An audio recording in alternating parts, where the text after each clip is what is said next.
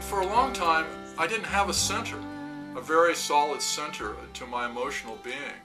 And as I healed and gained a stronger sense of my selfhood, I started gaining a center, and that center started gaining more positive energy. The more I got to know you, at first I kind of thought you were, oh, there was something in your past and you were healed from it, even though I realized you had gone through many years of painful recovery, that it was still, you're not recovered. It's an ongoing process. You know, you're managing it, but there was a lot of questions I had.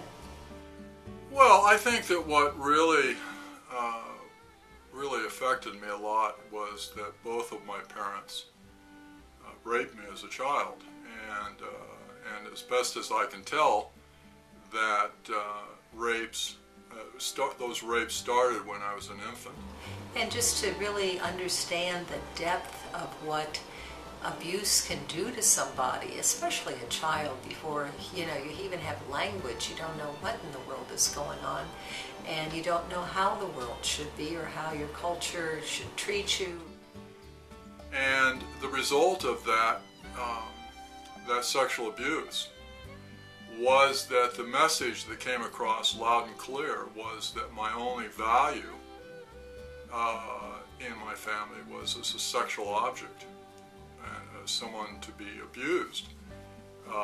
And because it wasn't just sexual rape, it was also physical torture along with it, and of course emotional abandonment. So all of those three factors really negatively affected my ability to sustain any kind of intimacy with anyone else, because I was afraid of being emotionally abandoned by my partners.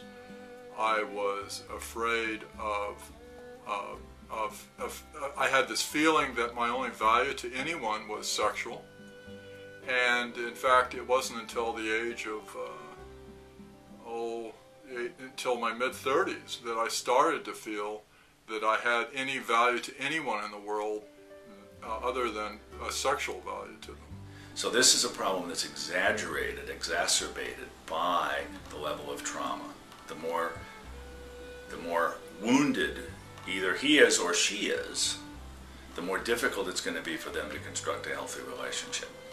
So I would say that most women want to have emotionally accessible relationships with their male partners. Right?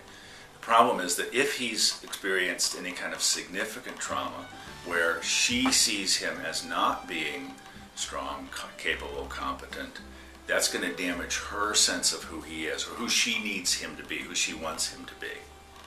So that will push her into looking at, okay, what is it that I'm really looking for here? Do I want to be with who he is as a genuine person, or do I want him to be who I want him to be, and more attached to my projection onto him? And as our relationship deepened, I think you gained a trust for me. I think that was always a big issue with you, with women especially, is trusting them. And it takes time to do that. I mean, from both sides, to trust somebody. And so I think one of the things that I can say to other survivors is that it's going to take a very long time to heal. There's this when you've been severely sexually and physically traumatized as a child, the healing process is nothing simple. But on the other hand, it's possible to heal, and that once you've healed, it's possible to attract intimate partners into your life, healthy intimate partners. So I think you were healed enough, and you had enough love for yourself in your healing process, that now you were able to share it with somebody else. So I think that was a really important key to our relationship, is that you healed.